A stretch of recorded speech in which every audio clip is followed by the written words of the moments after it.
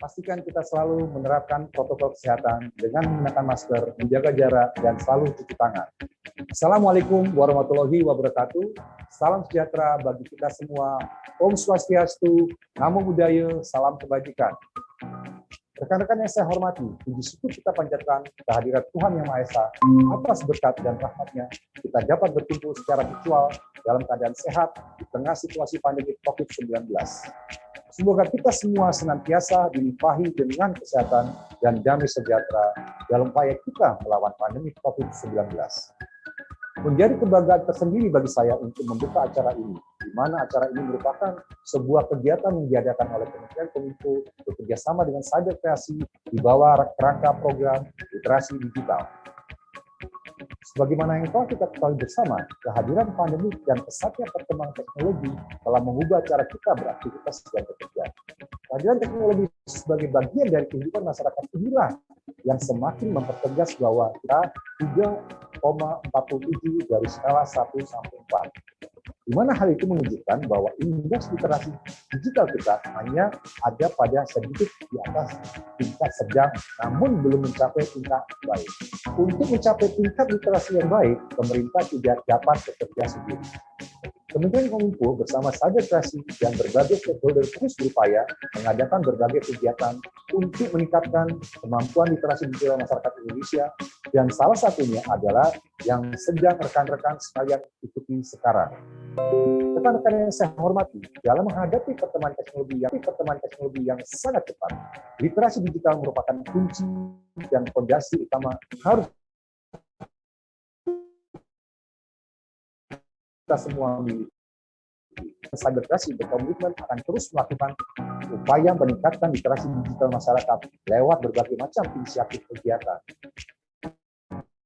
Ada berbagai inisiatif keadaan normal yang baru, baik sekarang maupun pasca pandemi, akan mempercepat proses digitalisasi di berbagai lini kehidupan kita. Maka dari itu, kita harus mempersiapkan SDM kita dengan keterampilan digital yang sesuai untuk menghadapi perubahan ini. Akhir kata, mari kita membawa perubahan positif untuk Indonesia yang lebih baik. Kita ciptakan inovasi-inovasi berkualitas dengan mengembangkan talenta dan memaksimalkan potensi masyarakat digital Indonesia. Bersama kita dapat melalui pandemi dengan menjadi lebih baik dari masa sebelumnya. Demikian sambutan yang dapat saya sampaikan. Selamat mengikuti kegiatan, tetap semangat, dan salam literasi digital. Wassalamualaikum warahmatullahi wabarakatuh. Om Santi Santi Santi Om.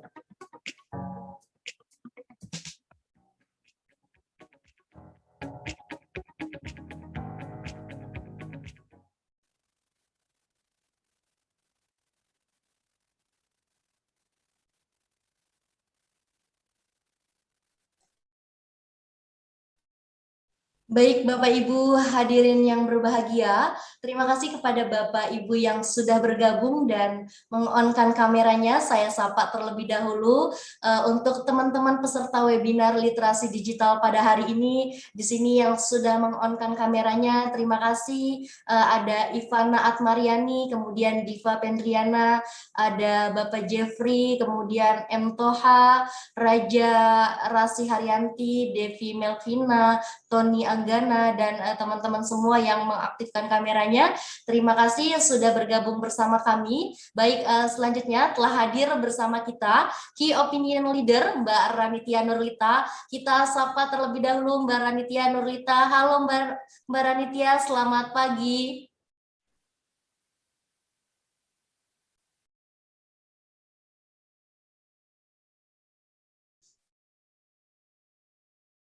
Halo Mbak Ranitia. Baik. Mungkin bagaimana kabarnya hari ini Mbak Ranitia? Alhamdulillah, Mbak Ayu bagaimana kabar? Alhamdulillah saya di sini sehat. Semoga Mbak Ranitia selalu dalam keadaan sehat ya Mbak. Alhamdulillah sehat sekali Mbak. Dan juga harapannya peserta di sini juga sehat selalu ya. Di sini dari Kepulauan Riau, Kabupaten Karimun. Wah, ini luar biasa sekali ya. Jauh sekali, saya pun belum pernah ke sana. Baik Mbak, terima kasih sudah bergabung pada hari ini. Boleh Mbak cerita kesibukannya apa saat ini yang sedang Mbak jalani? Oke Mbak Ayu, jadi untuk kesibukan saya sehari-hari, kebetulan saya sedang kuliah S2 gitu ya tentang kebijakan publik, dan ini kuliahnya juga online gitu ya, kebetulan ini saya lagi proses proposal tesis gitu ya, jadi semuanya online memang dari semester 1 kemarin, dan kemudian juga saya sedang mengembangkan suatu bisnis sosial tentang lingkungan, tentang pengelolaan sampah, seperti itu di area Tangerang Selatan. Dan selain itu memang bulan ini, bulan Juli cukup padat sekali ya gitu ya. Karena bulan Juli ini saya sedang ikut kelas online juga namanya Summer School. Jadi saya kebetulan sekolah lagi di IE Business School Madrid di Spanyol yang seharusnya bulan ini seharusnya saya di Spanyol selama 1 bulan. Tapi karena Indonesia kebetulan di-ban di beberapa negara, jadi nggak apa-apa saya disuruh online saja seperti itu. Jadi memang biasanya kelasnya sampai jam 12 malam, sampai jam 1 malam, karena perbedaan waktu antara Madrid dan juga Jakarta kan juga sekitar 5-6 jam ya. Jadi ini memang bulan Juli cukup padat sekali Mbak, tapi nggak apa, alhamdulillah sangat antusias sekali ya, dan yang juga saya antusias karena di sini bisa sharing dengan teman-teman digital literasi, penggiat digital literasi di seluruh Indonesia pastinya, seperti itu Mbak. Baik, terima kasih Mbak. Kemudian apakah ada pengalaman tertentu terkait penggunaan sosial media dalam aktivitas Mbak sebagai penggiat lingkungan yang bisa dibagikan kepada teman-teman peserta webinar literasi digital pada hari ini Mbak? Ada sekali Mbak. Kalau sosial media itu bisa dibilang setiap kegiatan saya menggunakan sosial media ya, mulai dari YouTube, kemudian Instagram, Facebook, kemudian untuk pekerjaan menggunakan LinkedIn, dan kebetulan kan saya juga kerjanya online juga gitu ya, menggunakan platform-platform project management seperti itu. Jadi bisa dibilang saya cukup aktif banget ya di sosial media ya, terutama banyak men-share tentang kegiatan-kegiatan lingkungan saya. Dan juga kebetulan kami juga ada banyak workshop gitu ya, jadi mengajak masyarakat terutama untuk mulai memilah sampah dari rumah gitu ya, terutama di akun kami di weshub.id dan juga di akun saya Ranitia Nurlita. Jadi itu biasanya yang kami mengajak masyarakat ya melalui sosial media, karena kan kita juga tidak bisa untuk secara bertemu secara langsung ya gitu ya, jadi salah satu cara adalah bagaimana kita gitu ya mengedukasi masyarakat secara online. Kita juga ada diskusi, ada workshop tahun lalu gitu ya, dan harapannya juga sampai sekarang pun banyak kita melakukan banyak diskusi ya dengan masyarakat, terutama bagaimana sih cara mengolah sampah seperti itu. Baik, kemudian apakah ada aplikasi daring apa saja sih yang Mbak gunakan selama ini dan mana yang paling efektif digunakan? Oke, kalau aplikasi ini sebenarnya tergantung ya, sesuai dengan peserta dan juga kemampuan dari teman-teman semuanya. Nah, memang saya kebanyakan banget pakai Zoom gitu ya, karena Zoom saya merasa cukup efektif ya untuk melakukan kegiatan gitu ya. Terus kemudian selain Zoom untuk pertemuan juga menggunakan Google Meet gitu ya. Terus karena kan kalau Google Meet kan tidak berbayar ya gitu ya, sebanyak apapun gitu, dan Skype juga biasanya gitu. Cuma memang masyarakat banyak menggunakan Zoom gitu ya, jadi kami juga menggunakan Zoom, jadi sesuai dengan kebutuhan gitu. Cuma kalau memang lagi susah sinyal, biasanya kami menggunakan manual banget ya, contohnya ada WhatsApp dan sebagainya. Cuma untuk pekerjaan saya banyak menggunakan platform ya, ada Basecamp, terus ada namanya Butter, terus kemudian juga ada Slack, terus kemudian ada Spark gitu, ada banyak ya, saya menggunakan hampir semuanya karena kan biasanya kalau training kan sesuai dengan kebutuhan penyelenggara ya gitu ya. Kalau saya lagi kuliah di Madrid ini saya menggunakan Slack, Spark, sama Zoom seperti itu Mbak. Baik, terima kasih Mbak Ranitia Nurlita sudah berbagi pengalamannya di awal sesi ini, dan nanti di akhir sesi kita akan berbincang-bincang kembali dengan Mbak Ranitia Nurlita. Terima kasih Mbak Ranitia. Sama-sama Mbak Ayu, dan juga terima kasih juga dan selamat datang untuk para narasumber ya. Saya sangat antusias nih untuk materi hari ini. Baik, terima kasih Mbak. Selamat menyaksikan dan mendengarkan materi yang akan disampaikan oleh keempat narasumber kita pada hari ini. Terima kasih. Baik, Bapak Ibu hadirin yang berbahagia, Alhamdulillah di tengah suasana pandemi COVID-19 ini kita masih dapat berkesempatan berjumpa walaupun secara daring atau virtual untuk bagaimana kita memahami dunia digital. Namun sebelum itu, sebelum pemaparan dari keempat narasumber kita pada hari ini, saya bacakan tata tertib terlebih dahulu. Peserta sudah dapat bergabung Zoom meeting 30 menit sebelum acara dimulai. Kemudian yang kedua, demi keamanan bersama, peserta yang diizinkan masuk ruang webinar adalah peserta yang sudah mendaftar melalui link pendaftaran. Yang ketiga, sebagai wujud ketertiban, peserta harus menyesuaikan nama akun Zoom dengan format nama _ instansi. Kemudian yang keempat, peserta diharapkan untuk mematikan mikrofonnya dan menyalakan kameranya atau meng-on-kan kameranya selama acara berlangsung. Yang kelima, bagi yang ingin bertanya dapat bertanya langsung pada kolom chat dengan format nama, kemudian pertanyaannya apa, ditujukan kepada narasumber yang mana, dan cantumkan nomor Imani Bapak Ibu sekalian, nomor telepon yang tersambung dengan Imani. Kemudian 10 pertanyaan terpilih akan mendapatkan voucher Imani dengan rincian 4 pertanyaan terbaik dapat bertanya langsung kepada 4 narasumber kita, dan 6 penanya terbaik akan diumumkan di akhir sesi. Dan yang keenam, peserta diharapkan mengikuti seluruh rangkaian acara dengan khidmat dan tertib. Yang ketujuh, yang terakhir, seluruh rangkaian acara akan direkam dan disimpan oleh panitia sebagai bentuk pertanggungjawaban. Baik, sudah ada narasumber kita yang pertama, Ibu Carlina Oktaviani MSc. Kita sapa terlebih dahulu. Halo Ibu Carlina, selamat pagi. Selamat pagi. Baik, bagaimana kabarnya hari ini Ibu? Baik, Alhamdulillah. Baik, Alhamdulillah, terima kasih sudah bergabung. Langsung saja, materi yang pertama akan disampaikan oleh Ibu Carlina Oktaviani MSc, Digital Access Programmer Advisor British Embassy Jakarta, akan menyampaikan materi tentang kecakapan digital. Kepada Ibu, kami silahkan. Oke, saya share screen dulu ya.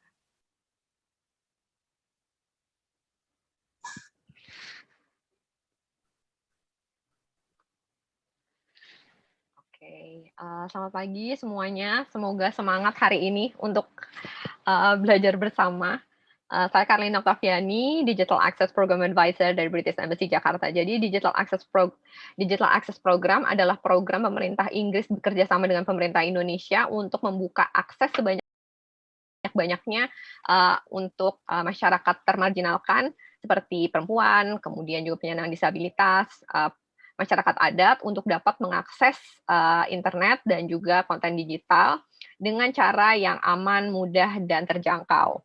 Jadi program ini sudah berjalan sejak tahun lalu, jadi kita punya berbagai macam intervensi dari mulai bantuan untuk kerjasama seperti penanganan COVID secara digital, dengan lapor COVID-19, dan juga ada dengan masyarakat adat di Kasepuan Cipta Gelar, kita membuat internet berbasis masyarakat di sana, bekerja sama dengan Common Room Network Foundation. Hari ini kita akan membahas topik-topik ini nih, jadi mungkin teman-teman yang baru mau mulai beraktivitas atau membuat kampanye positif di media sosial, kita bisa sama-sama belajar di sini bagaimana caranya untuk kira-kira konten-konten apa aja yang bisa kita lakukan, kita siapkan, dan juga bagaimana kita bisa bersiap untuk berinteraksi di media sosial. Nah, ini adalah konten yang bisa kita gunakan ketika kita mau menyebarkan konten positif. Misalnya kita bisa bikin seperti ini yang dibikin oleh Lapor COVID, itu adalah bentuk infografis mengenai data-data kasus-kasus COVID di Indonesia, seperti itu. Jadi bisa dilihat di sini bagaimana penyusunannya, misalnya kita ngasih judul dan pengantar dengan panduan yang ringkas, datanya, angkanya diperbesar, kayak gitu, ada komposisi dalam membuat infografis. Jangan lupa masukkan logo organisasi sehingga orang tahu pesannya dari mana dan sumber informasinya di mana gitu ya. Jadi kalau misalnya mereka mau cari tahu lebih lanjut tentang akun media sosial kalian, orang bisa merujuk dengan posternya ya. Apalagi kalau infografis kan mudah banget disebarluaskan. Itu salah satu yang penting dalam membuat konten di digital, yaitu membuat konten yang mudah disebarluaskan, yang orang baca visualnya aja sudah paham datanya tentang apa, dan juga tahu siapa sumber dari pembuat infografisnya. Jadi ketika kita membuat infografis kan mudah banget tuh menyebar, nanti orang nggak tahu lagi siapa nih yang bikin gitu ya. Kemudian dia malah kita jadinya nggak mempromosikan channel kita lagi. Nah ini dengan komposisi infografis seperti ini, kita bisa terus melakukan promosi dan menyebarkan kontennya itu sendiri.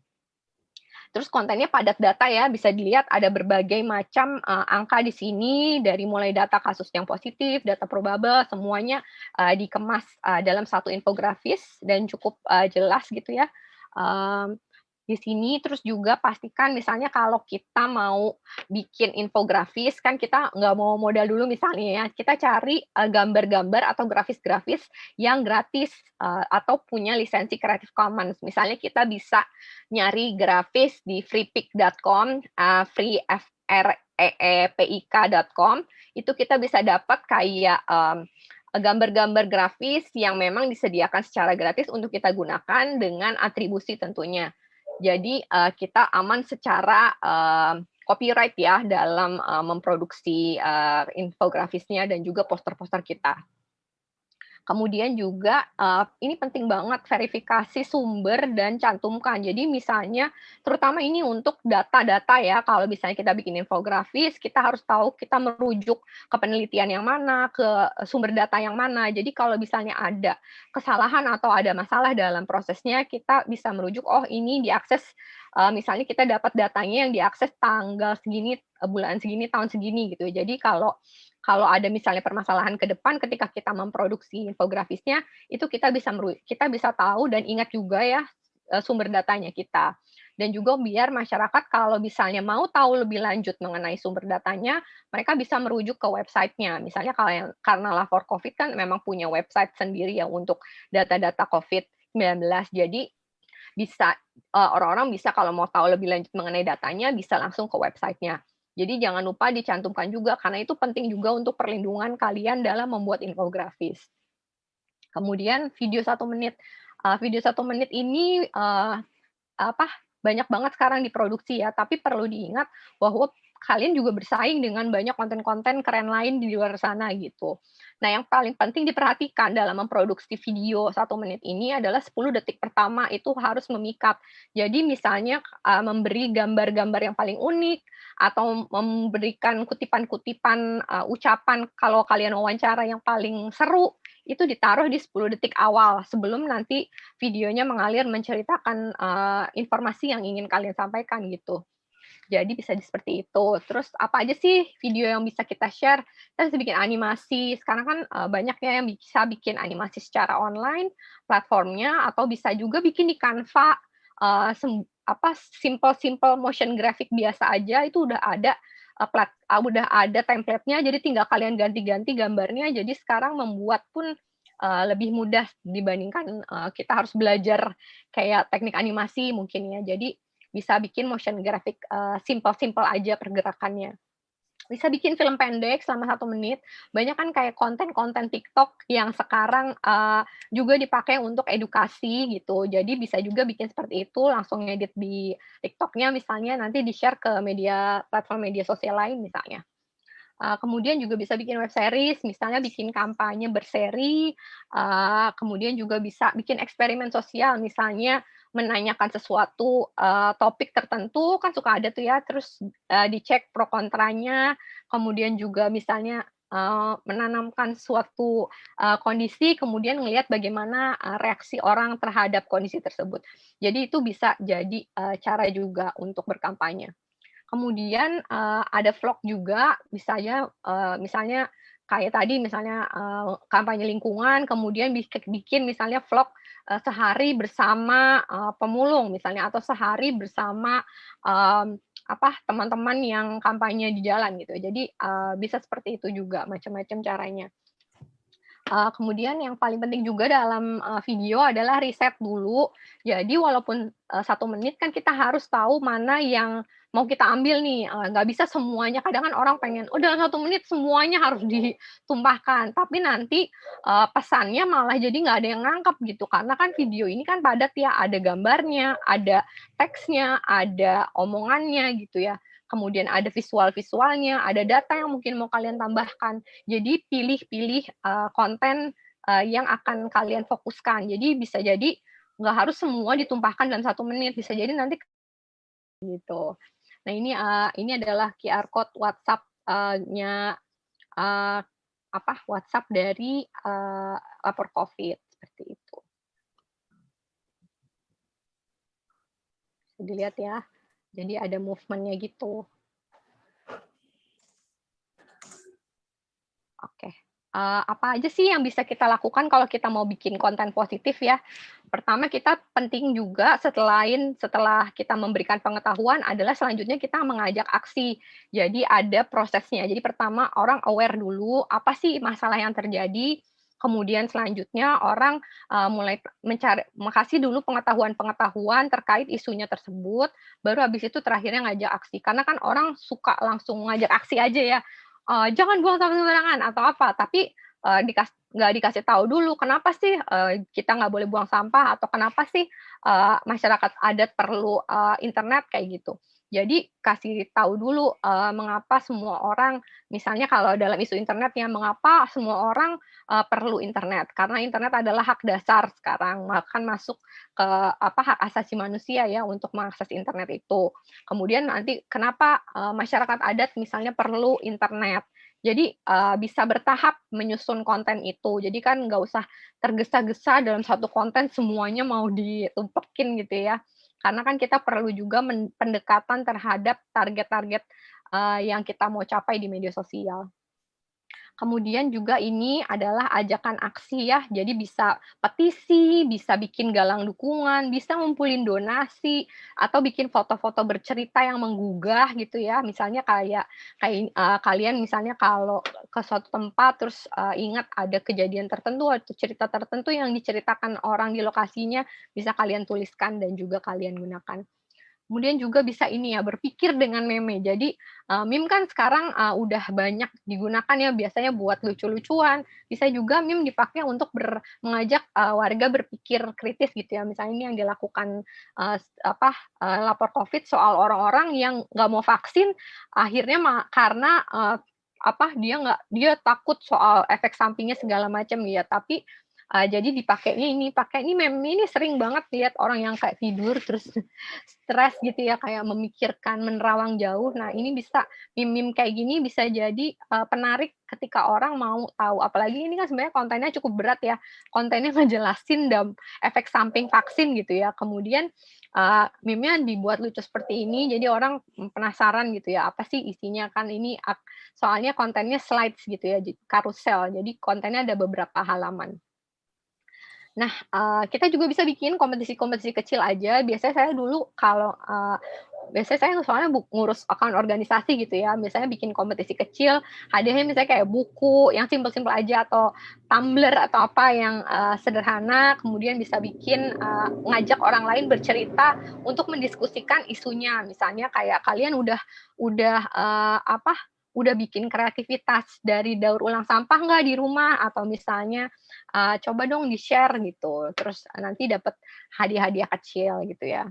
Bisa juga bikin webinar seperti ini buat bisa mendiskusikan isunya lebih dalam, sehingga orang tahu misalnya kita bikin konten positifnya tujuannya buat apa gitu. Nah, bisa juga bikin polling Insta Stories. Nah, ini biasanya saya kalau baru mau mulai setup account atau setup account organisasi, biasanya saya tanya dulu ke orang yang udah follow, misalnya kalau udah ada 100 gitu ya yang follow misalnya.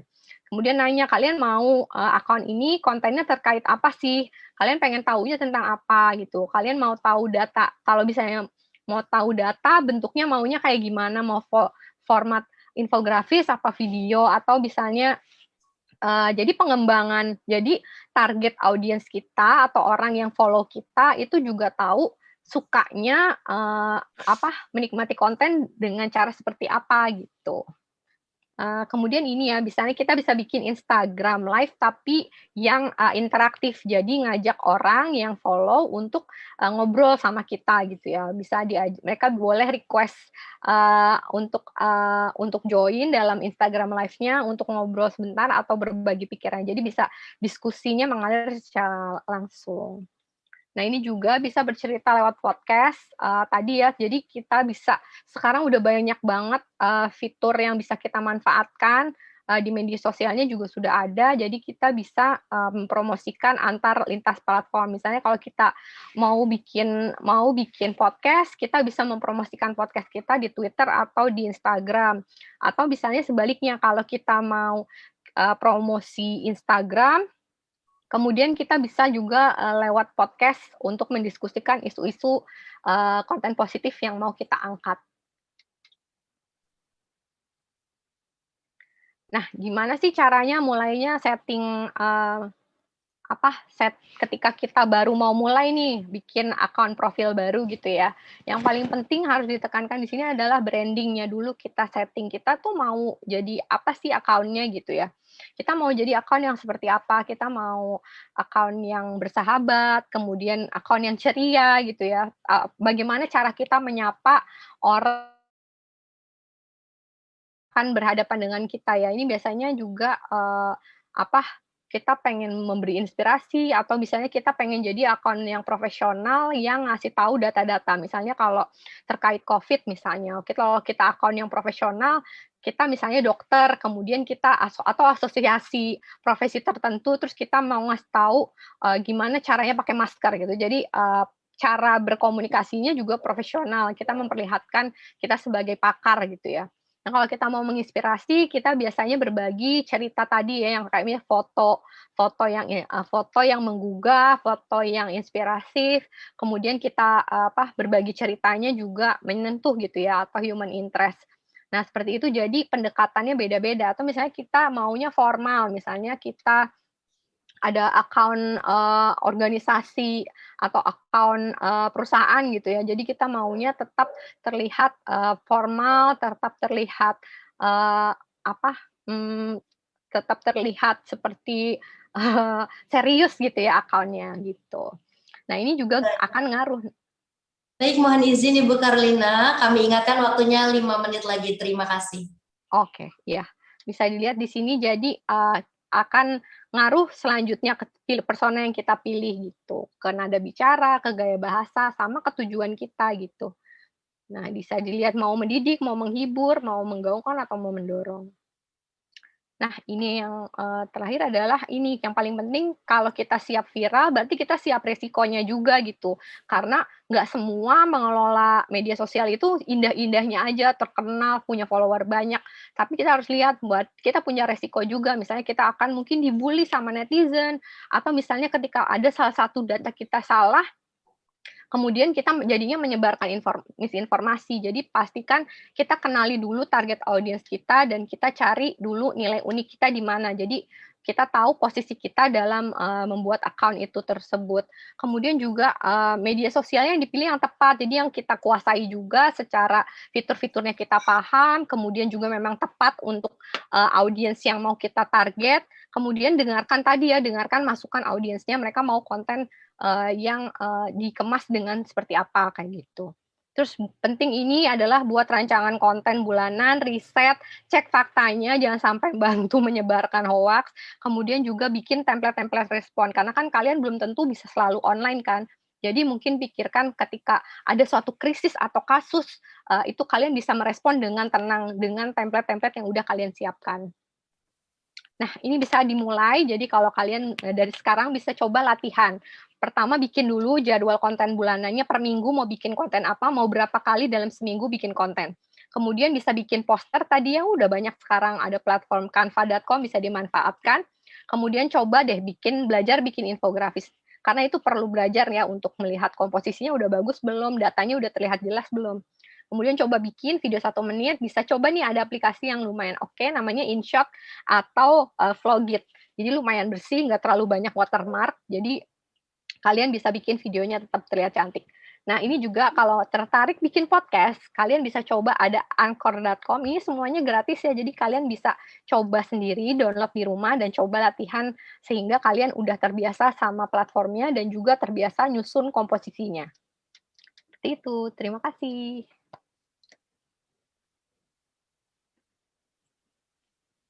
Baik, kami sampaikan terima kasih kepada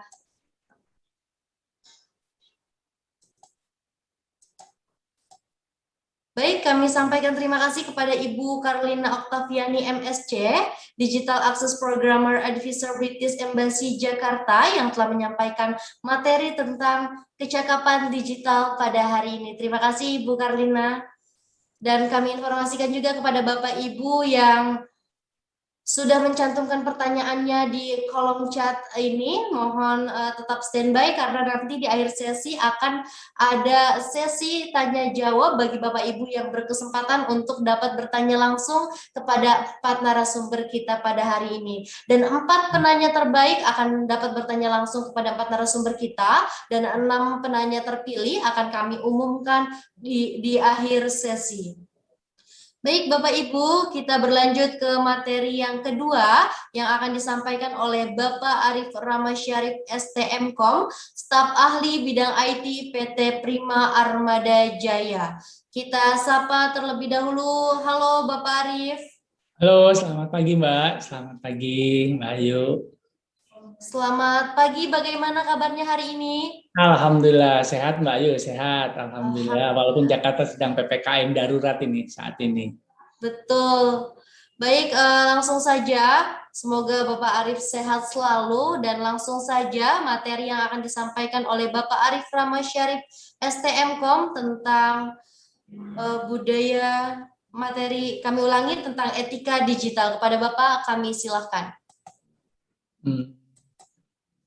Oke, baik, saya izin share screen.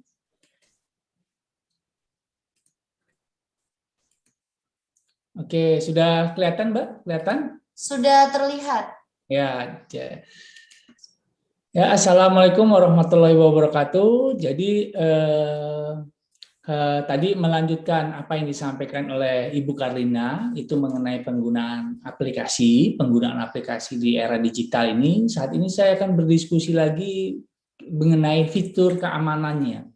Jadi keamanan di dalam aplikasi itu sendiri juga harus sangat diperhatikan. Banyak dari kita menggunakan beberapa aplikasi sosial media, kemudian apa yang disampaikan oleh Bu Karlina tadi, beberapa aplikasi dalam memposting atau membuat kreativitas. Cuma kita hati-hati, kita harus perhatikan bahwa ada fitur keamanan dalam aplikasi. Dan akan di akhir sesi ini akan saya tunjukkan betapa mudahnya nanti kita melakukan hacking terhadap aplikasi yang kita tidak pernah jaga. Nah, ini jadi berhati-hati kepada rekan-rekan semua. Nama saya Arif Ramasyarif, saat ini saya bekerja sebagai staf ahli bidang IT di PT Prima Armada Raya, itu salah satu unit usaha dari Pertamina Group. Setelah pulang bekerja, saya sebagai dosen di Universitas BSI dan Nusa Mandiri di Jakarta. Saya melanjutkan pendidikan saya di S3 di Malaysia, dan saya juga mendirikan sebuah yayasan komunitas open source, yaitu Yayasan Pendidikan Keilmuan IT secara gratis bagi orang-orang yang tidak mampu. Nah, kita bicara soal aplikasi, maka kita harus tahu dulu apa aplikasi mobile dan aplikasi web. Ini dua hal yang berbeda dan dua hal yang harus diperhatikan. Ada mobile dan web. Bagaimana meningkatkan keamanan kedua aplikasi tersebut, kita lihat bagaimana caranya, dan yang paling penting adalah software hacking untuk aplikasi itu saat ini sudah sangat mudah di-download dan terbuka, dan tutorialnya sudah ada. Nah, jadi berhati-hati. Dan yang terakhir adalah menjaga keamanan data kita. Keamanan data kita itu kadang-kala bukan diambil sama orang lain, tapi kita sendiri yang melakukan publish di sosial media. Hati-hati, jumlah anak, pekerjaan kita itu tidak perlu diambil sama orang lain, karena di sosial media kita bisa lihat berapakah jumlah anaknya, berapakah jumlah saudaranya, terlihat. Termasuk apa hewan peliharaannya, kelihatan semua di sosial media. Jadi apa itu aplikasi mobile dan web? Ini ada dua. Kalau aplikasi mobile web ada, kalau aplikasinya kalau kita buka handphone, buka Chrome atau buka browser, ketikin aplikasinya itu. Nah, itu muncul di browsernya. Kita kalau umpama kayak buka Tokopedia itu ada dua. Pertama Tokopedia yang web, sama Tokopedia yang aplikasi. Jadi kalau kita buka browser dari HP kita, ketikan www.tokopedia.com, nah muncul. Tapi kita juga bisa download aplikasinya. Aplikasinya di mana downloadnya? Jangan di sembarangan. Kita downloadnya di Play Store, di Apple Store. Pokoknya kita download di tempat-tempat yang resmi. Nah, jadi berbedanya ada dua. Kalau mobile web itu diakses pakai browser di HP kita, dan kalau mobile apps itu downloadnya di di Play Store atau di tempat-tempat resmi. Terus bagaimana meningkatkan keamanan aplikasi mobile kita nih? Nah, hati-hati. Pertama, kalau kita buat aplikasi, saat ini rekan-rekan yang buat aplikasi buat digital yang sangat mudah digunakan, itu hati-hati. Berhati-hati dengan API, ini bahasa teknisnya ya. Apa API itu? Hubungan antara aplikasi dengan database. Hati-hati penggunaannya. Atau penghubungan antara koneksi ke pihak lain, kita akan melakukan pembayaran. Jadi harus sangat hati-hati. Mengamankan kode aplikasi yang digunakan. Kalau ngoding itu jangan jorok. Kalau umpama jorok itu apa? Pokoknya jadi deh aplikasinya. Enggak. Harus dilihat. Kalau bisa dikasih nama setiap barisnya atau setiap fungsinya, dikasih nama, dikasih judul. Kenapa? Supaya nggak jorok, terlihat. Oh, kalau ada masalah login di aplikasi kita bisa lihat di posisi ini. Nah, seperti itu. Jadi dikasih nama di dalam aplikasinya. Kemudian gunakan autentifikasi tingkat tinggi. Jadi yang paling penting adalah kita buat aplikasi.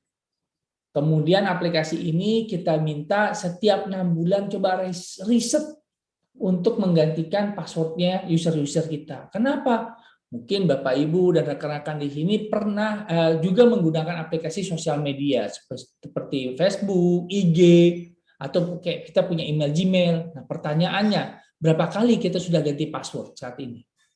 Jangan-jangan sejak 2 tahun yang lalu kita buka IG atau FB kita, akunnya, kita nggak pernah ganti password. Tuh, bayangin loh.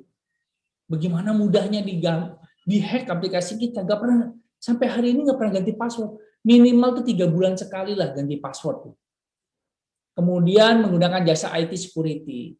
Kita sudah buat aplikasi, kita sudah buat rancang desainnya, kita udah buat database-nya. Jangan lupa, kita juga bisa menggunakan jasa IT security untuk melakukan audit terhadap aplikasi kita. Kenapa? Jangan mentang-mentang kita yang buat, kita yang desain, kita merasa aman. Enggak, kita perlu jasa orang lain untuk melakukan audit. Meningkatkan keamanan aplikasi web. Tadi dari sisi aplikasi, sekarang dari sisi web. Kalau kita punya web, pembelajaran tentang penjualan online, jangan lupa web kita pasangin umpama https arif.com, umpama arif.com.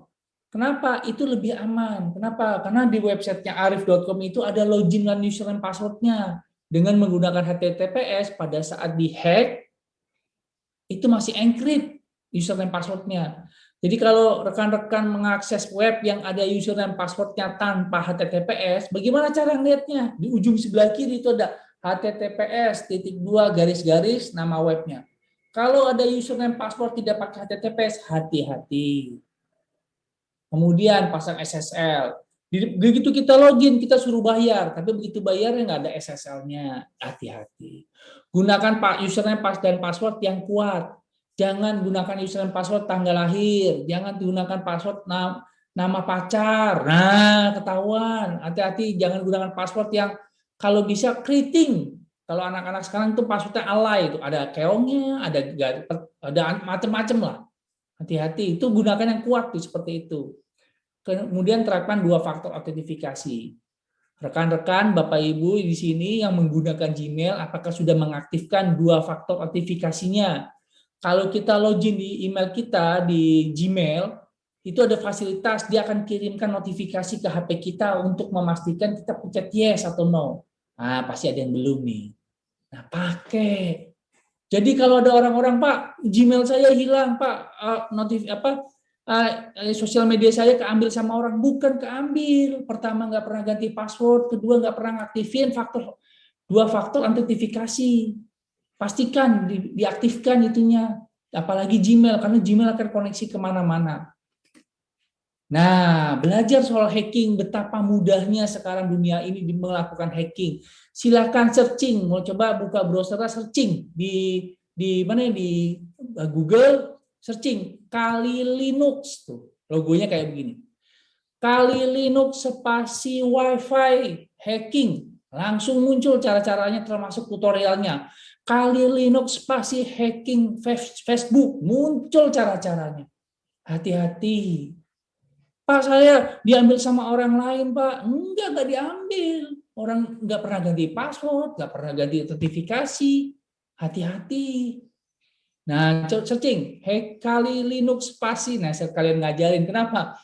Orang lupa bahwa sebenarnya dunia ini sudah sangat terbuka. Orang bisa mengetahui kondisi orang lain atau sisi server, sisi keamanannya dengan sangat mudah. Semuanya kebaca.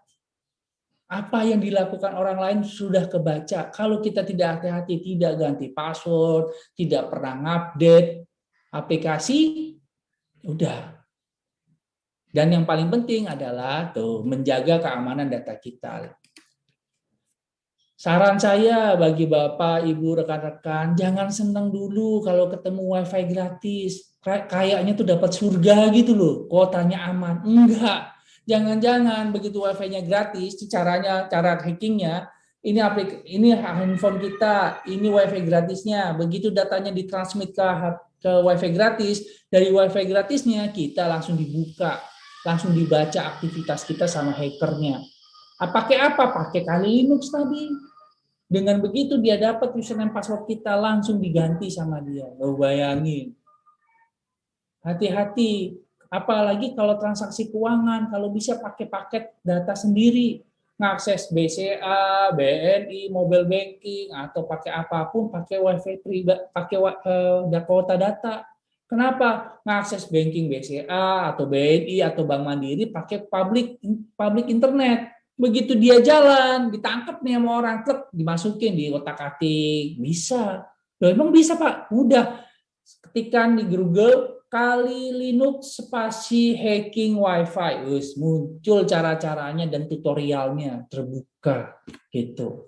Dan jangan lupa juga perhatikan izin aplikasi yang pertama ini. Kenapa? Banyak aplikasi-aplikasi yang dijual atau yang gratisan itu biasanya membaca data kita.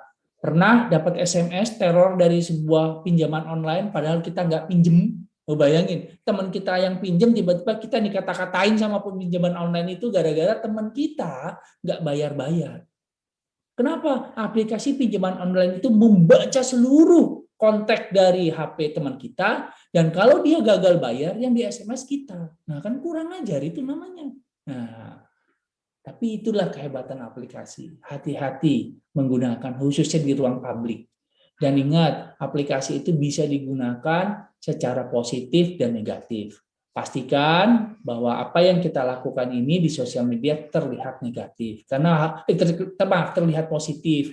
Karena kalau terlihat negatif, maka orang akan mudah iseng untuk mengambilnya. Gitu. Oke, terima kasih rekan-rekan, Bapak Ibu. Nanti kita lanjutkan diskusinya ini lebih lanjut di materi tanya jawab. Saya kembalikan ke Mbak Ayu. Silakan Mbak Ayu. Baik, terima kasih kami sampaikan kepada Bapak Arif Ramasyarif STMkom, staf ahli bidang IT PT Prima Armada Jaya yang telah menyampaikan materi yang luar biasa pada hari ini tentang keamanan digital. Baik, terima kasih Bapak sudah hadir pada hari ini. Selanjutnya kami informasikan kepada Bapak Ibu yang ingin bertanya kepada narasumber kita yang sudah memaparkan materinya pada hari ini, silakan untuk mencantumkan pertanyaannya di room Zoom ini, karena nanti di akhir sesi akan kami pilih sebagai penanya terbaik pada sesi ini, dan cantumkan nomor telepon yang tersambung dengan Imani Bapak Ibu teman-teman peserta webinar literasi digital pada hari ini. Baik Bapak Ibu hadirin yang berbahagia, Selanjutnya materi yang ketiga yang akan disampaikan oleh Bapak Alpino Susanto SPD MMPhD, Rektor Universitas Karimun. Kita sapa terlebih dahulu. Halo, selamat pagi menjelang siang Bapak Alpino. Selamat pagi semuanya. Baik, bagaimana kabarnya hari ini Bapak? Alhamdulillah baik, cuaca agak mendung sedikit. Alhamdulillah, semoga kita semua selalu dalam keadaan sehat ya Pak. Ya. Baik, langsung saja materi yang akan disampaikan oleh Bapak Alpino Susanto SPD MMPhD tentang etika digital. Kepada Bapak kami silahkan. Baik, saya sharing screen dulu.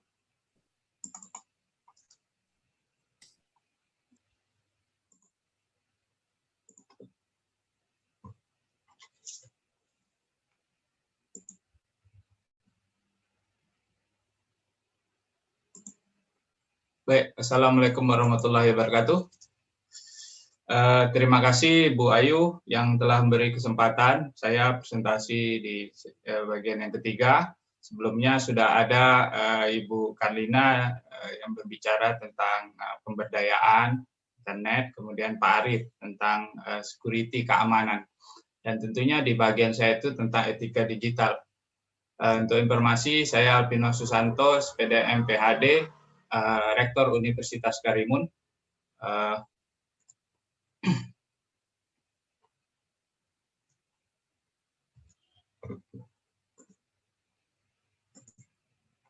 Oke, kaitan dengan etika digital, pada intinya Indonesian Digital Literacy Framework itu ada 3 yang utama, yaitu safeguard, keamanan yang mungkin lebih sudah didiskusikan dengan Pak Arief. Kemudian kaitan dengan empowerment, ini juga sudah sedikit dideskripsikan oleh Ibu Karlina. Dan yang ketiga itu adalah rights atau kebebasan, hak-hak. Ya, mungkin ini adalah bagian yang akan saya coba paparkan yang kaitannya dengan etika. Kaitan dengan etika itu bagaimana bahwa akses kepada internet atau teknologi digital itu adalah hak atau human right yang seperti yang diungkapkan oleh Ibu Karlina.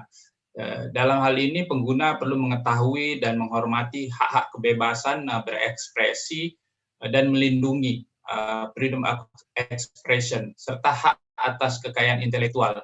Jadi apa yang kita share, apa yang kita diproduksi, apa yang kita coba ekspresikan itu juga ada batasan-batasan yang tidak semuanya kita bisa masuki dan kita bisa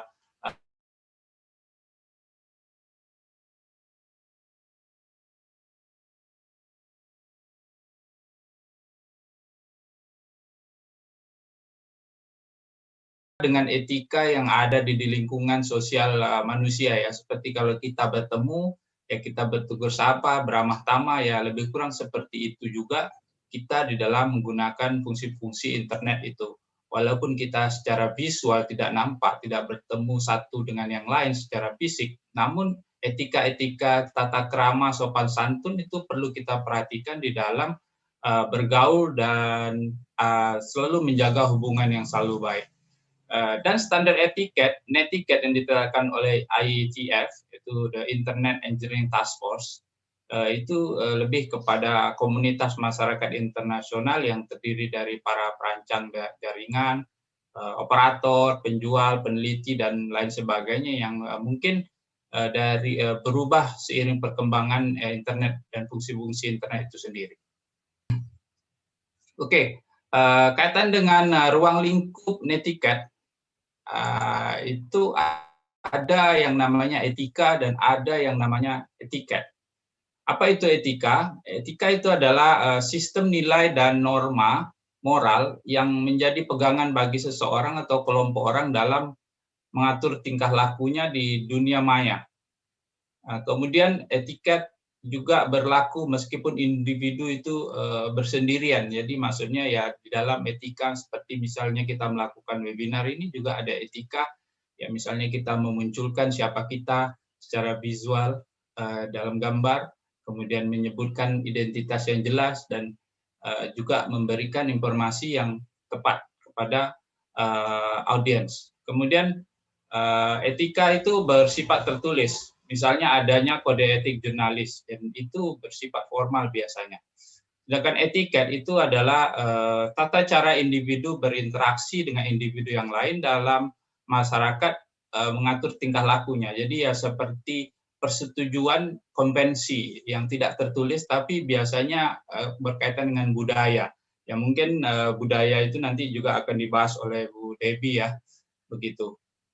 Dan berlaku jika individu berinteraksi atau berkomunikasi dengan orang lain. Jadi walaupun kita punya etika di dalam dunia internasional, dalam berinteraksi di norma-norma budaya kita juga ada etiket-etiket yang perlu kita jaga. Dan biasanya itu tidak tertulis tapi bersifat sektoral seperti itu.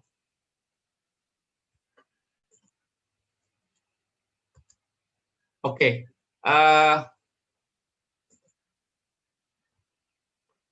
etika itu dalam menulis email dengan ejaan yang benar dan kalimat yang sopan. Jadi intinya di dalam email juga kita, walaupun dia bersifat personal, kadangkala kita juga perlu menulis email dengan ejaan yang tepat dan sopan. Kemudian perlu adanya etika di dalam kapan kita menggunakan huruf kapital, huruf small letter seperti itu. Karena kadangkala orang dikarenakan ketidaktahuannya dia menggunakan pesannya itu semua dengan huruf kapital. Walaupun itu tulisan yang bisa dibaca, namun ada pesan yang mungkin tersampaikan tidak tepat oleh audiens. Kemudian dalam membuat subjek, kita perlu membiasakan menulis subjek email untuk mempermudah penerima pesan itu menangkap apa maksud dari pesan itu. Jadi kadang-kala kita menulis pesan pada surat formal pun di email kadang kita lupa memberi subjek, dan itu perlu kita jaga juga supaya etika itu terjaga di diri kita. Kemudian jika sesuatu itu tidak perlu kita share, terutama email yang bersifat mungkin pribadi, ya kita perlu menggunakan BCC atau blank carbon copy. Karena kalau kita menggunakan CC, kadang-kala carbon copy itu email yang menjadi CC-nya itu terdapat atau diterima oleh orang yang kita tuju jika itu tidak kita mendapatkan izin daripada yang punya email. Kaitannya dengan spam, ya kita tidak perlu mengirim email berupa spam atau surat-surat berantai, surat promosi, dan surat lainnya yang tidak berhubungan dengan mailing list. Kemudian ada hak cipta, kita perlu menjaga hak cipta orang lain jika itu kaitannya dengan etika juga. Dan privasi, dalam hal ini menghargai privasi orang dalam menggunakan kata-kata yang baik dan sopan, seperti itu. Oke, kemudian kaitannya dengan etiket, ya mungkin lebih kepada budaya atau culture ya. Ya kaitannya dengan penggunaan sama seperti etika, juga huruf besar itu juga perlu kita perhatikan jika ianya tidak perlu kita buat di dalam pesan yang semuanya penting. Kalau dulu kita biasa menggunakan SMS zaman-zaman tahun 90, ya itu biasanya ada beberapa handphone yang tidak bisa semudah itu mengubah huruf besar dan huruf kecil. Tapi di dunia sekarang ini ya teknologi digital itu sudah mampu untuk mengubah dengan font yang berbeda-beda. Kaitannya dengan kutipan, ya kita perlu mengutip dari internet kutipan yang seperlunya. Jadi tidak mengutip keseluruhan karena ada hak cipta dan etika sitasi seperti itu. Begitu ya dengan pesan-pesan email, kita perlu memperlakukan email sebagai pesan yang bersifat pribadi dan tidak semudah itu kita membagikan informasi email orang lain kepada orang yang tidak berkepentingan. Begitu ya dalam memforward email dan size. Kadangkala di kampus itu baik dosen, mahasiswa itu kadangkala membagi dokumen atau file yang terlalu besar, kadangkala gadget atau alat elektronik penerima itu tidak sanggup. Jadi perlu kita juga melihat apakah penerima ini berkenan untuk menerima file yang lebih besar, ataupun kita menggunakan sharing-sharing seperti Google Share dan lain-lain sebagainya, sehingga penerima tidak langsung menerima file. Karena itu juga bagian dari etika kita di dalam menjaga hubungan baik. Kemudian kaitannya dengan menyeleksi perilaku netiquette,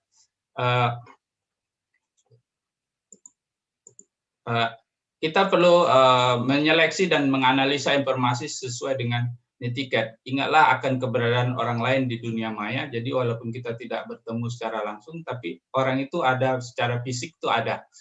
Dan taat kepada standar perilaku online yang sama dengan yang kita jalani dalam kehidupan nyata. Karena kehidupan nyata atau kehidupan secara online, secara daring itu pada intinya sama. Hanya dia berbeda di dalam jarak antara satu dengan yang lain, jarak tempat.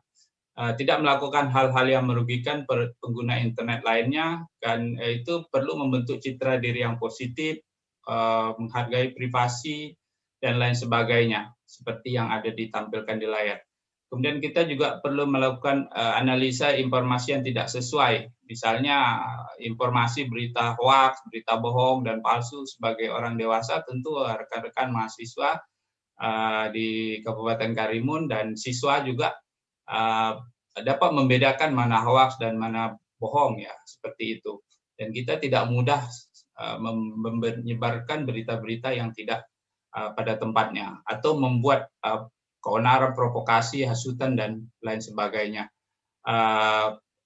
Pencemaran nama baik dan hal-hal negatif yang mungkin akan menjejas atau mengganggu daripada performan kita di masa yang akan datang. Ingat bahwa jejak digital juga menyimpan jejak etika. Jadi apabila kita hari ini menyebarkan berita yang tidak baik, mungkin pada hari ini kita tidak mendapatkan efek yang kurang baik, tapi mungkin beberapa tahun ke depan yaitu akan menjadi jejak digital yang sulit kita hapus, karena tidak mudah untuk menghilangkan jejak digital yang sudah terpublikasi. Dan dapat juga disalahgunakan oleh pihak-pihak yang tidak bertanggung jawab. Jadi ya seperti kata Pak Arief tadi, ya kita perlu berhati-hati menggunakan internet di samping security, dan juga jejak digital yang sudah terpost itu juga akan mudah digunakan orang untuk hal-hal yang baik. Mungkin jadi kita orang biasa tapi kita punya keluarga, bapak, ibu, atau paman kita yang mungkin menjadi public figure, dan itu bisa menjadikan alasan orang untuk mengcounter kejelekan dari mungkin bagian dari keluarga kita. Karena jejak digital atau digital footprint yang tidak dikelola, dimanage dengan baik, dapat mempengaruhi reputasi online seseorang, karyawan, atau mahasiswa atau tokoh. Jadi kadang-kala perusahaan-perusahaan yang berskala internasional, dia akan melihat reputasi seseorang itu bukan hanya dari CV-nya, tapi dia juga dari jejak digitalnya. Bagaimana orang ini berinteraksi secara virtual begitu. Dan digital footprint merupakan informasi yang dapat menggambarkan kepribadian kita. Jadi kita sering lihat bahwa banyak kasus yang sebenarnya orang itu baik dan tidak mengganggu, tapi dikarenakan ada jejak digital yang sudah pernah dia buat sehingga dia menjadi ada celahnya. Dan kita perlu juga menjaga situs-situs mana saja yang kita sudah kunjungi, dan itu perlu juga kita jaga supaya tidak mengakses situs-situs yang negatif. Karena jejak digital itu seperti jejak kaki di pantai yang setelah kita berwisata itu dia masih ada tertinggal begitu. Saya rasa ini sudah didiskusikan oleh Pak Arief tentang security, ya. Jadi data-data penting seperti ATM, nomor telepon, alamat, nama ibu itu adalah data yang bersifat personal. Kita tidak mudah men-sharing itu informasi itu di dalam komputer kita, di dalam data pribadi sosial media kita. Dan mengenai password, ya seperti diinformasikan oleh Pak Arief bahwa password itu perlu dibuat simbol yang kuat.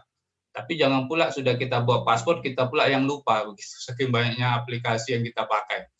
Dan aplikasi resmi ya perlu kita pakai, download, seperti kalau Android itu dari Play Store, Apple itu seperti iTunes dan lain sebagainya. Oke, mengenai personal, kita perlu menjaga personal yang bersifat rahasia di sosial media, ya. Jadi mungkin informasi yang penting-penting saja kita share di media sosial, karena itu adalah performance kita, pribadi kita. Oke, intinya adalah before you bersosial media, think itu bisa kita singkat dari kata-kata is it true? Apakah itu betul?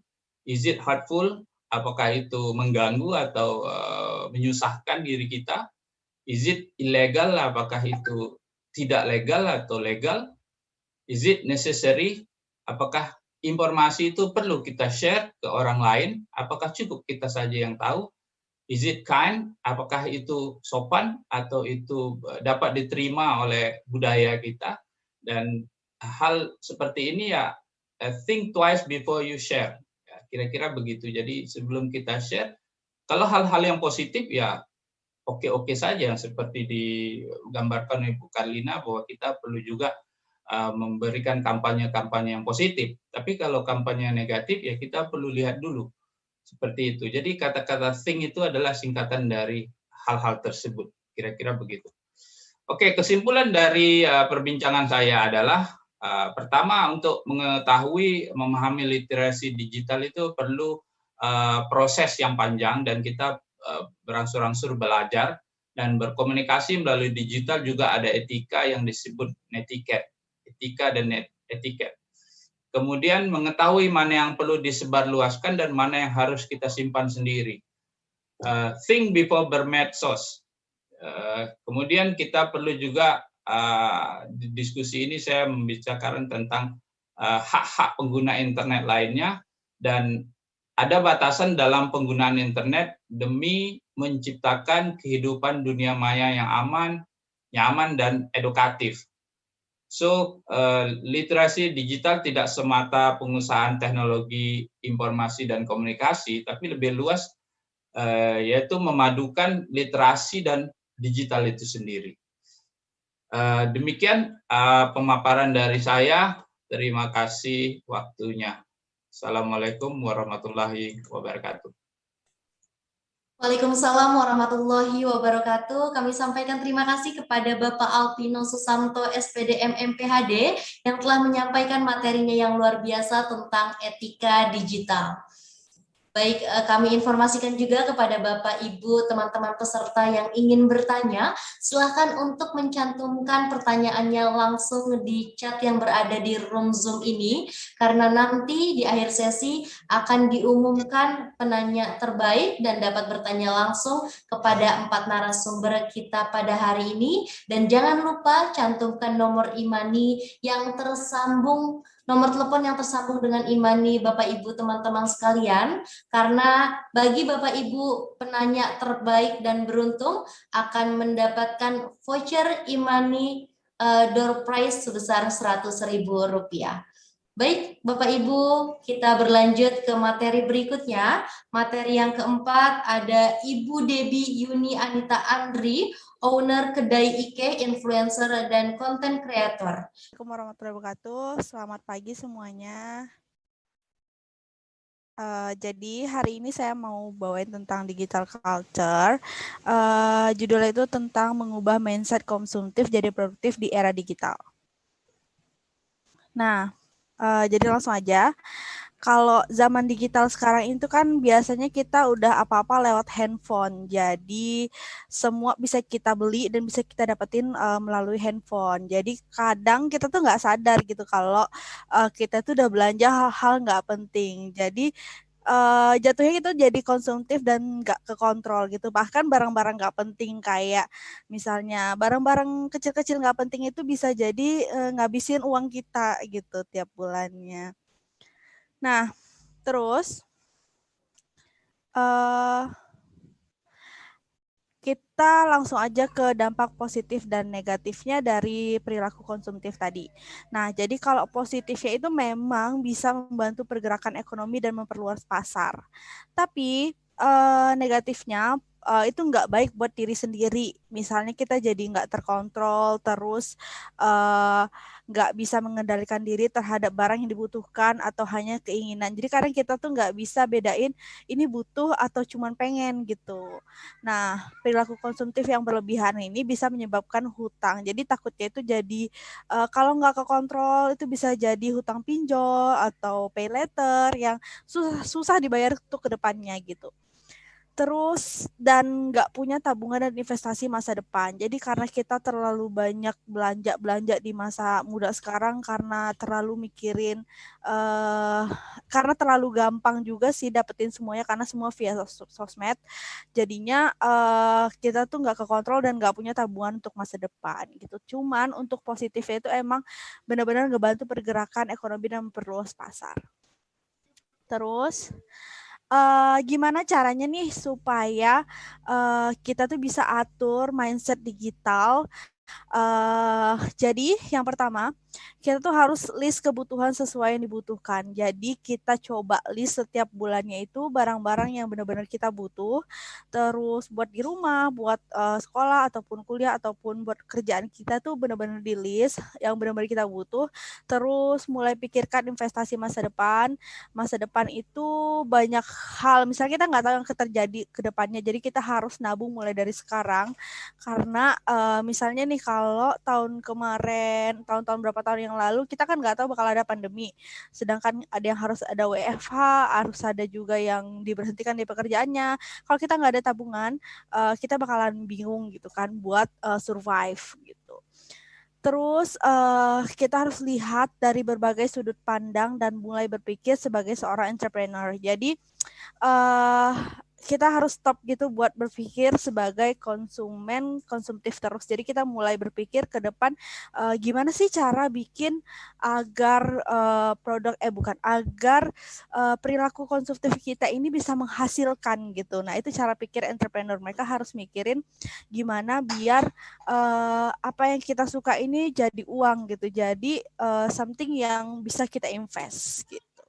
Jadi mulai ubah mindsetnya biar kedepannya itu kita lebih baik. Terus kita juga harus ubah gaya hidup. Yang pertama kita harus bikin anggaran belanja. Jadi kita harus tulis kayak tadi list kebutuhan apa aja yang dibutuhkan dalam 1 bulan penuh. Terus anggaran belanjanya itu slot-slotnya itu harus masuk. Misalnya itu 30% untuk belanja bulanan, 10% untuk listrik, 10% untuk tabungan, untuk sedekah, untuk kebutuhan hidup sehari-hari selama sebulan penuh. Terus kalau kita ada bisnis, bedakan rekening pribadi dan usaha. Jadi kita nggak kecampur gitu. Kita tahu mana yang benar-benar uang kita sendiri, mana yang benar-benar untuk diputar lagi untuk modal usaha tadi. Nah, kita harus ketahui pemasukan total setiap bulannya. Jadi misalnya nih gaji bulanan UMK Batam ini Kepulauan Riau ini 4,3 gitu kan. Nah, kita harus list itu pemasukan total yang dari inti pemasukan bulanan sama tambahan-tambahan dari lain, misalnya udah usaha tambahan lain itu kita harus totalin. Jadi kita tahu mana posko-posko yang bisa kita pisahin setiap bulannya untuk gaya hidup kita, misalnya untuk ngopi ataupun jajan baju baru gitu. Kita jadi tahu berapa sih budgetnya, jadi nggak berlebihan dan nggak jadi hutang gitu. Dan kita punya posko lagi untuk investasi. Terus buat daftar kewajiban yang harus dibayar seperti internet, listrik, ataupun ada cicilan lain gitu harus di list dulu sesuai nggak sama pemasukan yang kita dapetin sama pengeluaran tadi. Terus buat prioritas kebutuhan mulai dari sandang, pangan, papan, terus list mana yang mendesak dan keinginan semata. Misalnya kita lagi pengen hijab baru nih, tapi pengen beli beras gitu. Jadi mana sih yang lebih penting gitu, baju baru atau beras gitu. Terus selanjutnya berinvestasi dan mulai usaha. Jadi untuk mengubah mindset digital tadi dari konsumtif menjadi produktif, kita tuh mulai berpikir untuk investasi. Karena di masa muda ini kalau kita udah mulai investasi walaupun kecil, misalnya dari mulai nabung emas ataupun reksadana segala macam, nanti kita ke depannya tuanya itu bakalan ngerasa untung aja mulai dari muda gitu. Kalau mulai sudah tua mungkin bakal sedikit gitu. Kalau mulai dari muda nanti pas sudah tuanya pasti ngerasa wah lumayan ya ternyata nabung dari kecil, dari muda ternyata bisa bikin enak di saat tua gitu. Terus bisa mulai usaha dari hobi belanja tadi. Misalnya nih suka belanja perintilan-perintilan aksesoris yang lucu-lucu kayak jepit rambut ataupun anting-anting gitu. Nah, coba mulai usahanya misalnya kayak bikin brand atas nama kamu, atas nama kita gitu. Misalnya anting earrings gitu bisa dibikin sesuai hobi kita tadi. Misalnya kita suka ngopi nih, suka ngopi, nongkrong-nongkrong. Nah, coba mulai pikirin gimana bisa buka coffee shop sendiri gitu.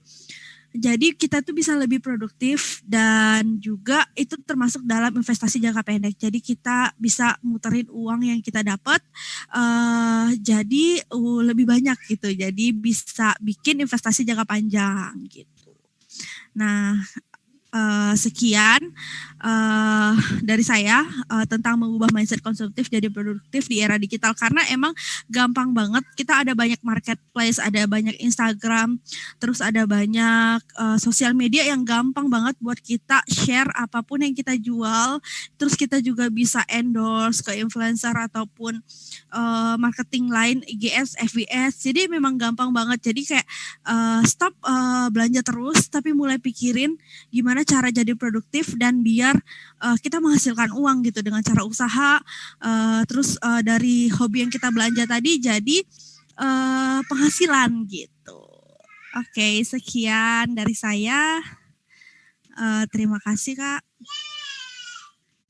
Baik, kami sampaikan terima kasih kepada Ibu Debbie yang telah menyampaikan materi yang luar biasa pada hari ini tentang budaya digital. Kami juga menyampaikan terima kasih kepada 4 narasumber kita yang sudah menyampaikan materinya yang luar biasa. Tadi yang pertama Ibu Karlina, terima kasih. Kemudian Bapak Arif, Bapak Alpino, dan Ibu Debbie. Selanjutnya akan kami buka sesi tanya jawab kepada Bapak Ibu teman-teman peserta yang beruntung bisa dapat bertanya langsung kepada 4 narasumber kita pada hari ini. Disilakan Bapak Ibu teman-teman peserta untuk mencantumkan pertanyaannya di kolom chat yang berada di room Zoom ini.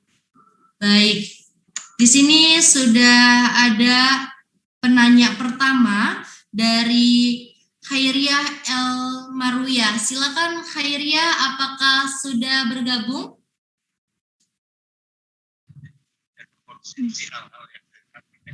Halo Khairia. Halo Kak. Baik, silakan langsung diajukan pertanyaannya kepada narasumber pertama, Ibu Karlina. Ibu Karlina, baik. Langsung diajukan pertanyaannya. Baik, izin bertanya kepada Mbak Karlina Oktaviani.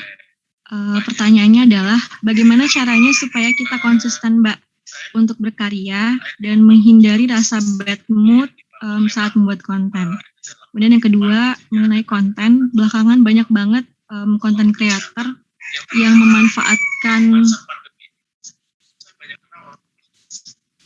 memanfaatkan simpati penonton untuk mendapatkan AdSense. Nah, menurut Mbak Karlina sendiri, bagaimana dengan fenomena ini? Terima kasih. Baik, silakan Ibu Karlina untuk langsung ditanggapi pertanyaan dari Khairia. Terima kasih banyak ya, pertanyaan yang menarik banget. Kalau pertama soal kalau kita soal konsistensi ya, mungkin untuk memudahkannya tadi ya kita dari awal udah bikin jadwal kontennya aja. Jadi kayak kita nggak usah mikir mulu tiap minggu mau apa. Jadi dari awal udah di planning setiap minggu mau posting apa. Terus juga mungkin akan memudahkan kalau kita bikin template-nya dulu. Jadi ya nanti isinya tinggal kita dekorasi sendiri posternya misalnya, atau misalnya kalau bikin video ada template dasarnya. Jadi kita nggak terlalu tiap kali bikin konten nggak terlalu usaha dari nol lagi gitu. Jadi kita udah punya template dasarnya, itu memudahkan. Sama tadi ya bikin penjadwalan, jadi nggak harus posting hari ini dinaikinnya hari ini, bisa jadi misalnya dalam seminggu sehari gitu ya, sejam ngejadwalin konten buat seminggu gitu untuk dikeluarkan, karena kan bisa kita tentuin kapan kontennya bisa keluar, di hari apa, di jam berapa. Jadi nggak harus di masa itu kita posting, di saat itu juga kita bikin gitu. Mungkin itu kan membantu biar kalau kita lagi males, udah ada konten yang terjadwal gitu. Nah, terus kalau untuk orang yang narik simpati itu tuh banyak banget sih memang memanfaatkan cloud orang lain ya. Tapi ya itu tadi, kita kan di sini maunya berbagi konten positif. Jadi ya kita juga merespon konten-konten yang positif juga gitu. Kalau untuk yang konten negatif atau konten yang memang menjual ya hal-hal negatif untuk jadi viral itu, ya udah kita jangan engage, jangan memberikan view, jangan malah masuk ke kontennya terus komentar yang jahat juga gitu. Jadi kita ya udah biarin aja kontennya, mungkin dibersihkan algoritmanya biar tidak dapat rekomendasi konten-konten seperti itu. Mungkin jadi kalau tiap kali nge-search gitu ya, atau misalnya ada rekomendasi dari YouTube-nya, bisa jadi bilangin ke YouTube-nya bahwa tidak tertarik dengan tipe konten seperti ini. Jadi lumayan menjauhkan kita dari julid juga, dan menjauhkan kita dari menanggapi atau memberikan view kepada orang-orang yang memang tidak layak mendapatkan view kita gitu. Baik, terima kasih Bu Karlina atas tanggapannya dari pertanyaan Khairia Elmarwiyah. Baik Bapak Ibu, selanjutnya kita berlanjut ke penanya berikutnya. Penanya yang kedua, di sini sudah ada Minarti. Silakan untuk meng-on-kan kameranya, apakah sudah bergabung? Halo Minarti, apakah sudah bergabung?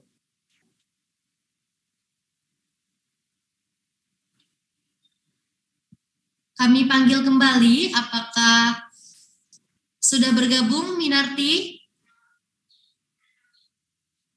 Baik, jika tidak ada, kita berlanjut ke penanya berikutnya. Sudah. Minarti ada? Silakan untuk meng-on-kan kameranya. Maaf Kak, lagi kendala jaringan sedikit, bisa on kamera. Silakan langsung diajukan pertanyaannya kepada narasumber kedua kita, Bapak Arif Ramasyari.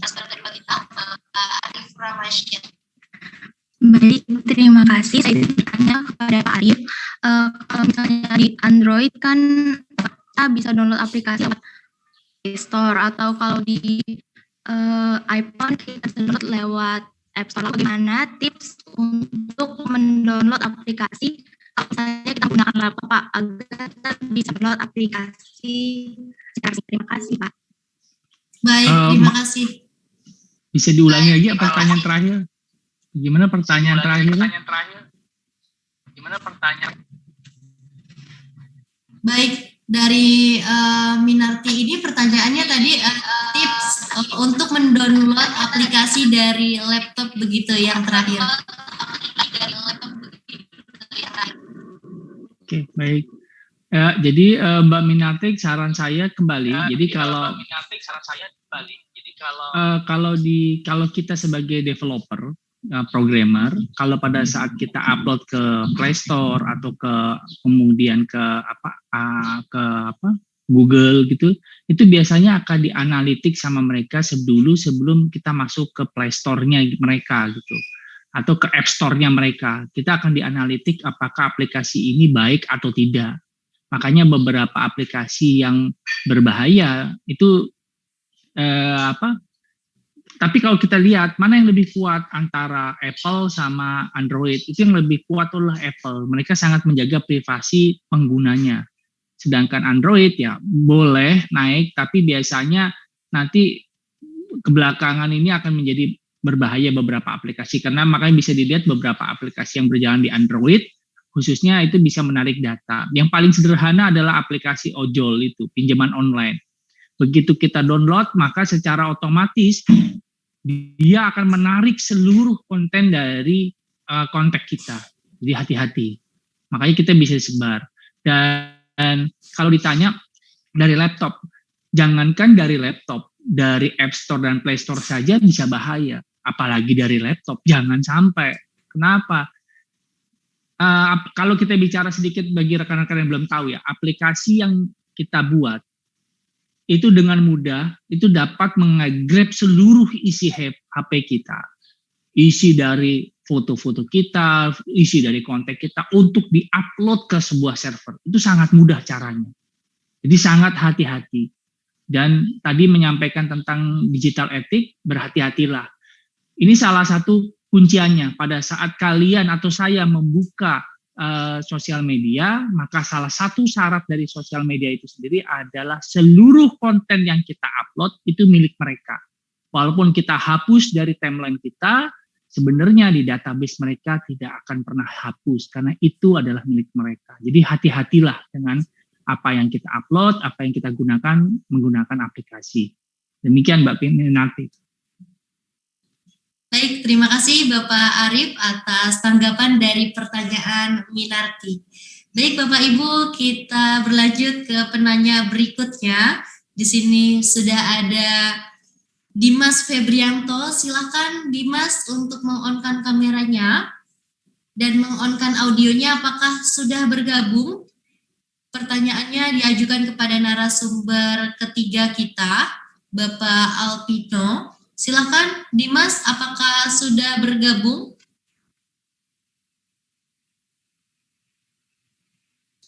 Halo Dimas. Jika tidak ada, kita berlanjut ke penanya berikutnya. Kita panggil kembali, apakah sudah bergabung Dimas? Baik. Penanya berikutnya. Di Halo, sini Kak. sudah ya. Sudah dapat bergabung, Dimas? Baik, mungkin baik. Silakan untuk meng-on-kan kameranya, Dimas, dan langsung diajukan pertanyaannya kepada Bapak Alpino. Baik, Kak. Sebentar, Kak, ya.